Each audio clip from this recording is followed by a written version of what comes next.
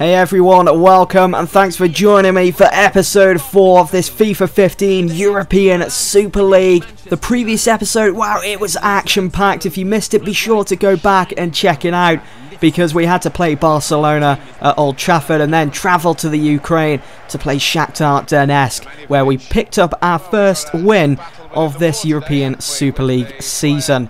Up next, Manchester United will continue to be on the road as we travel back to the San Siro, not to play AC Milan this time, but Inter Milan.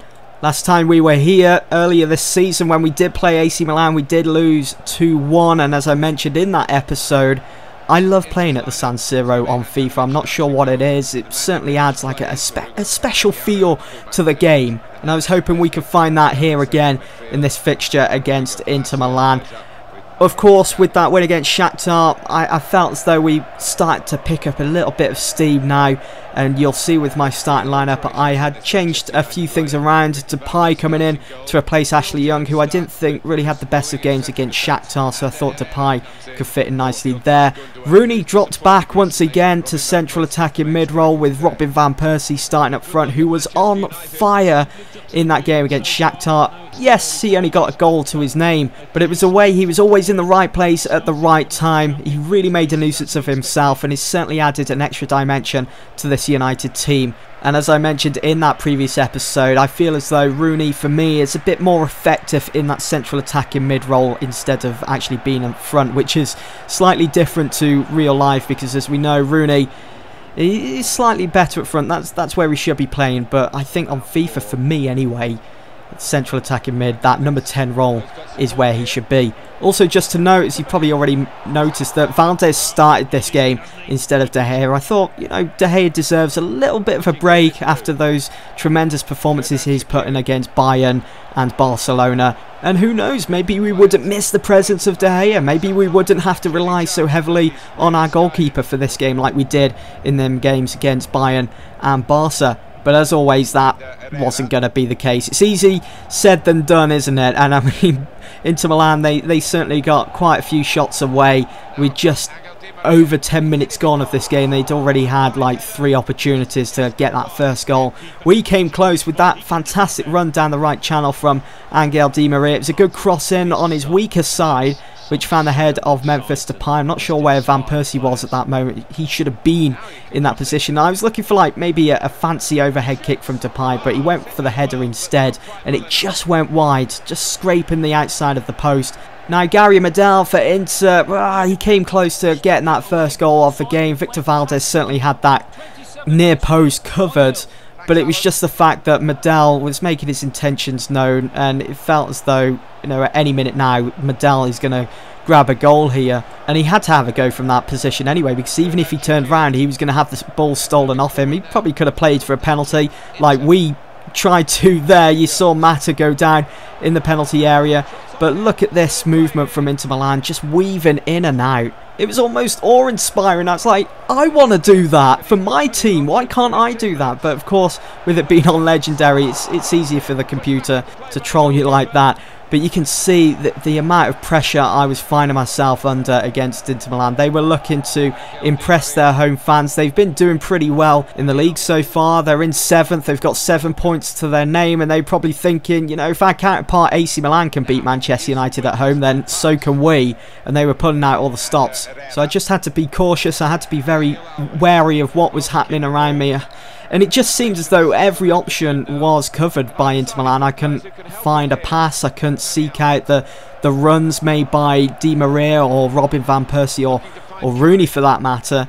So I found myself having to, from time to time, play around Inter Milan's shape. And eventually we got a free kick here just outside the penalty area. It was a bit of a tight angle with just 37 minutes gone. Should have been a yellow card, I think, with that challenge on Rojo.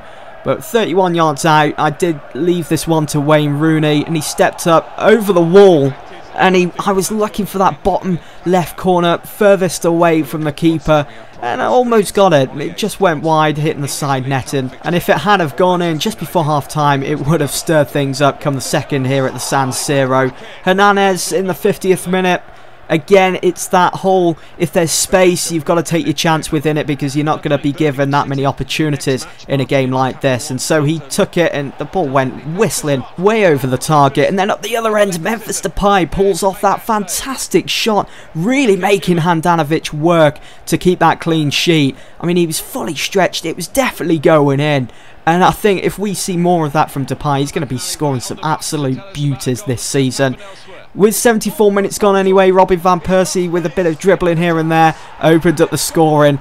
And my words, this was such a cheeky goal. You know, it's good to see that celebration back as well, as you guys will remember from my Manchester United career mode, which I did on release day. But look at that for a finish from Van Persie, hit on the outside of his left foot, beating Handanovic and finding the back of the net. You know, it makes me laugh. Remember last year when FIFA 15 was getting released and EA were like, we've improved goalkeepers this year. Well, we just saw with Handanovic that he can pull off a fantastic save from Depay, but yet he can't save that simple tap-in from Robin van Persie. His arms are just flailing all over the place. It makes you wonder whether they did actually improve goalkeeping, but it is what it is. And you know, Inter Milan almost got an equaliser there as the ball took a massive deflection from, I think it was Shaqiri's shot, and Valdez just, he was root to the spot. He would never have got to that, but thankfully the ball hit the crossbar. There was someone watching us from above there, and we did go on to beat Inter Milan 1-0, so that's our second win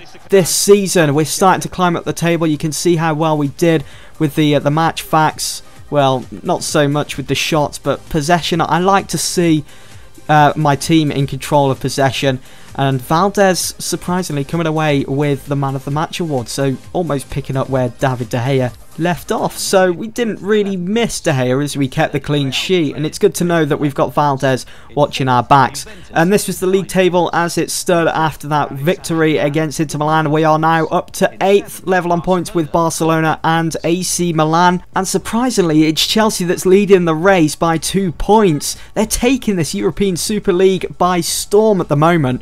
Here are the top goal scorers so far. Then you've got Ronaldo, Tevez and Muller, all level with 3 goals to their name. The assists, Oscar, wow, look at that, 5 assists to his name. Rooney's in that list as well, down in 4th with 2. Courtois of Chelsea, De Gea of United and Silasson of Ajax all sit level at the top with the amount of clean sheets, and it's Rafinha from Bayern Munich that seems to be the most physical player so far, with 3 yellow cards already to his name. Up next then for Manchester United, we were back in front of the Old Trafford faithful to play Atletico Madrid. As I mentioned, it's a cup final week in, week out for this Super League season. They're a team that are on to something special at the moment with Diego Simeone at the helm. He's really creating something good there at Madrid. This was my lineup. De Gea would come up against his former side, with Van Persie getting that #1 spot once again, because he's just been unstoppable at the moment with grabbing those all-important goals for Manchester United. Depay in the side again on the left side instead of Ashley Young. But look at the team that Simeone had decided to put out. Miranda, Godin at the back, Moya in goal, Juanfran, Koke, Thiago, Turan and Mandzukic and Torres up front. I'll always remember that goal Thiago scored at Old Trafford when he was with Chelsea. I think it was the year 2005. It was like 35 yards out of goal, and he just struck the ball straight down the middle. It's amazing to watch it back now after so many years, how it just came out of nowhere, and that's certainly what Thiago is capable of. I remember being there at the time, watching it live at Old Trafford, and there was certainly a lot of questions asked of Roy Carroll, who was the keeper at the time. He could have done so much better. But as I say, you know, that's what Thiago is capable of.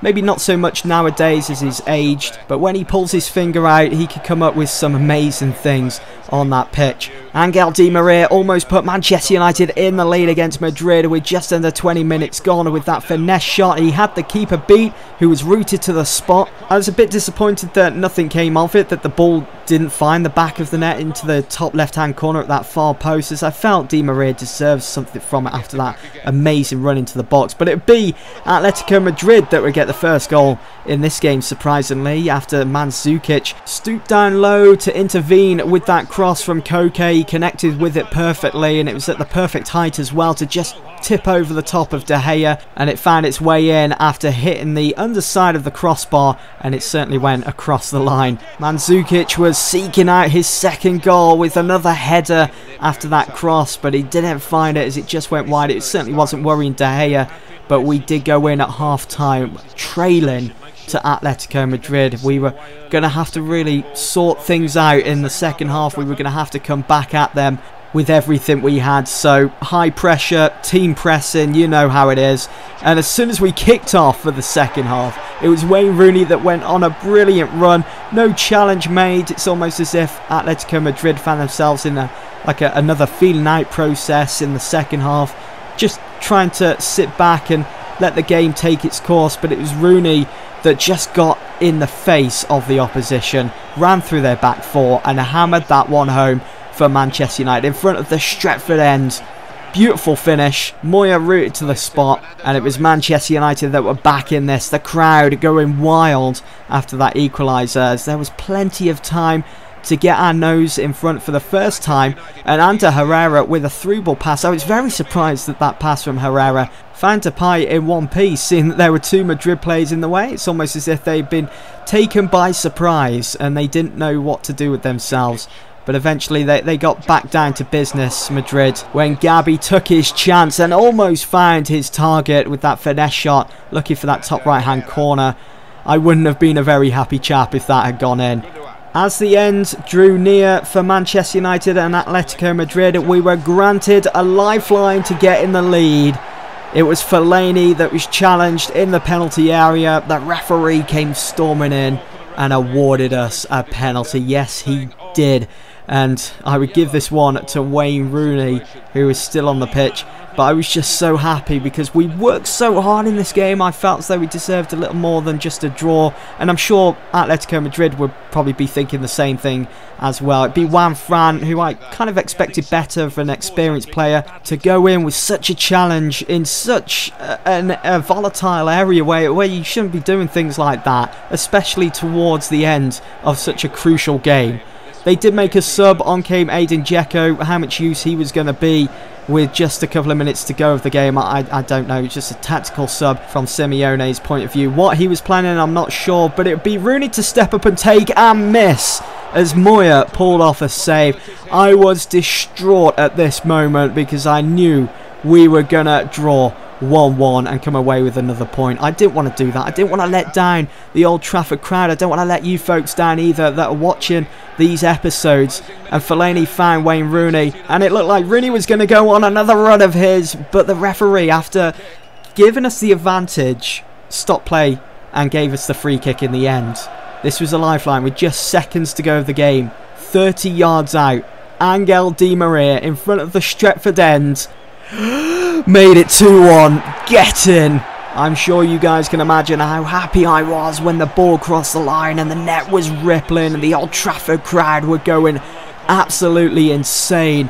That is what this FIFA 15 European Super League is all about. Moments like that, and I hope there's going to be more as we go on throughout this special season. A fantastic free kick from Di Maria. Look how he lifted it up over the wall and found that corner, pinpoint accuracy almost, furthest away from the keeper, and we would go on to win 2-1. It was an absolute hard-fought victory against a very tough opposition in Atletico Madrid. And of course, another 3 points for Manchester United. I love this football club. 52% we saw of the ball, just like that game against Inter Milan. We had 7 shots, 4 on target. Atletico Madrid were poor going forwards, but were pretty decent in midfield and at the back. And Chris Smalling received the Man of the Match award. It was thoroughly deserved as he was solid as a rock. That's going to be the end of this episode then, folks. Thanks for watching.